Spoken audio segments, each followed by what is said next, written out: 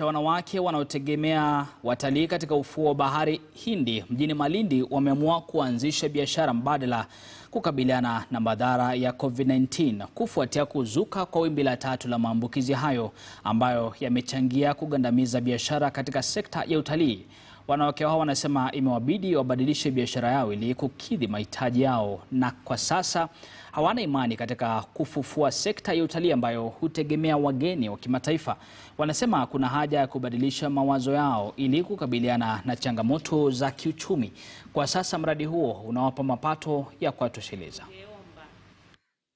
Kupitia kwa serikali kuu ama kwa serikali yetu ya county, ili itusaidie na mafunzo vile tutakavyoweza kuuza hizi sabuni zetu kwa kiwango cha juu, tupate wateja wengi, kuhusu packaging, vile tunaweza kupack, na pia tupate mafunzo tuweze kutengeza sabuni ile ya solid, si sana hii ya liquid, ya solid, ili pia tuweze kuuza. Na tuna mambo mengi makubwa ambayo tunataka kufanya, lakini ule uwezo wa kifedha ndio hatuna.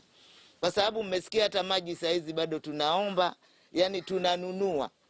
Hatuna mfereji, hatuna mitungi mikubwa ya kuweka hizo chemicals, yani kuweka hizo jiki na nani tukitengeneza. Ikiwa tutapata uwezo, hili litakuwa kama ndio shirika letu.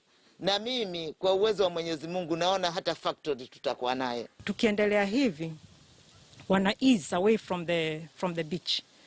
Inamaanisha kutakuwa na haja wao kuwa wanakuja kwa beach. Sasa hiyo pressure kwa beach itakuwa pia imeease, wanatengenezea products.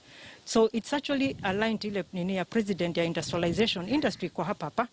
Ni vile tu they need to be wapewe hiyo capacity ya kuweza kuamka, na pia wao mstari wa mbele, wao pia na kazi mtaani wanatengeneza hizi vitu. Serikali ianze kuprocure the products from them.